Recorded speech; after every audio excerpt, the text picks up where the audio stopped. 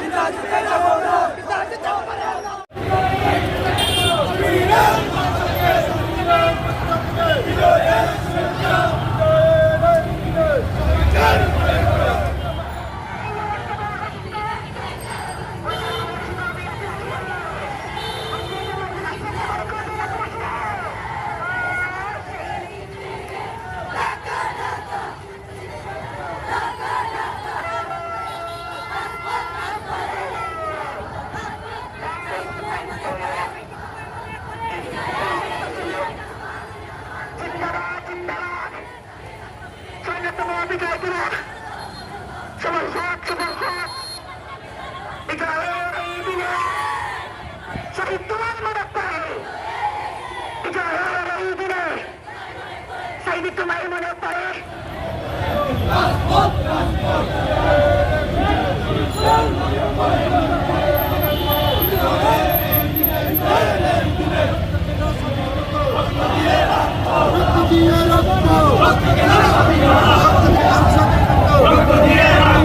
আমরা বলতে চাই স্বাধীনতার ৫৪তম বছরে এদেশের মানুষ স্বাধীনতার সফলতা ভোগ করতে পারেনি।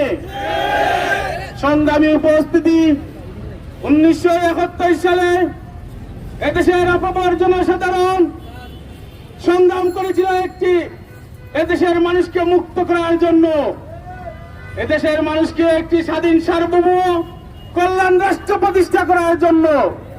সংগ্রামী উপস্থিতির বিষয় তৎকালীন ফ্যাসিস্ট আওয়ামী লীগ সরকার বাকশাল প্রতিষ্ঠার মাধ্যমে দেশের গণতন্ত্রকে গলাটিয়ে হত্যা করেছিল। সংগ্রামী উপস্থিতি, এদেশে আওয়ামী লীগের ইতিহাস হচ্ছে দালালির ইতিহাস, এদেশে আওয়ামী লীগের ইতিহাস হচ্ছে গণতন্ত্র হত্যার ইতিহাস।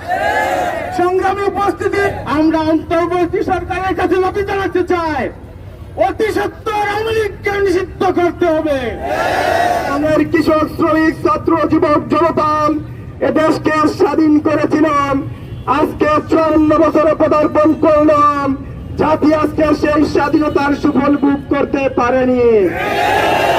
উপস্থিতি, আমরা আমাদের পূর্বপুরুষদের কাছ থেকে আমরা জেনেছি, আমরা দেখেছি এই দেশের সুজলা সুফলা শস্য শ্যামল বাংলাদেশের নদীতে ঘাটে মাটিতে আমরা সম্পদ পেয়েছি এক সময়, কিন্তু আজকে দুঃখজনক হলেও সত্য এই ৫৩ বছরের ইতিহাসে আমরা নদীতে খালে বিলে মানুষের লাশ গুম করে রাখার আমরা নদীর বাংলাদেশে দেখতে পেয়েছি।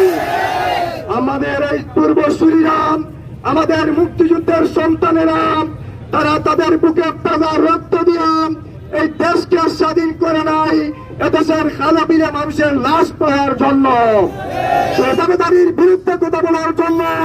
যারা বাংলাদেশকে যেভাবে সিকিমকে ১৯৫০ সালে ভারত সিকিম রাষ্ট্রে পরিণত করেন, ঠিক একইভাবে তারা ভেবেছিলেন ষড়যন্ত্র করেন, চক্রান্ত করার মধ্য দিয়ে এই বাংলাদেশকেও তারা একটি সিকিম রাষ্ট্রে পরিণত করবে।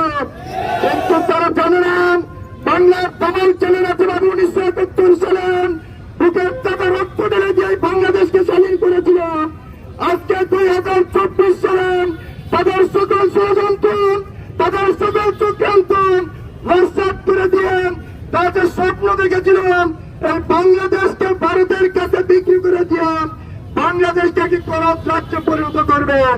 কিন্তু তারা জানে না, তারা ভেবেছিলেন এদেশের সেনা অফিসারদেরকে হত্যা করার মধ্য দিয়ে, বিজ্ঞানের ফ্রামদেরকে হত্যা করার মধ্য দিয়ে, হেফাজতের আলীমকে হত্যা করার মধ্য দিয়ে, জুডিশিয়াল কিলিং এর মাধ্যমে ইসলামী ছাত্র শিবিরের সাবেক কেন্দ্রীয় সভাপতি, প্রথম কেন্দ্রীয় সভাপতি এবং জামাত ইসলামের সংগ্রামী আমির জামাতকে হত্যা করার মধ্য দিয়ে এই বাংলাদেশকে তারা পঙ্গু করে দিবেন।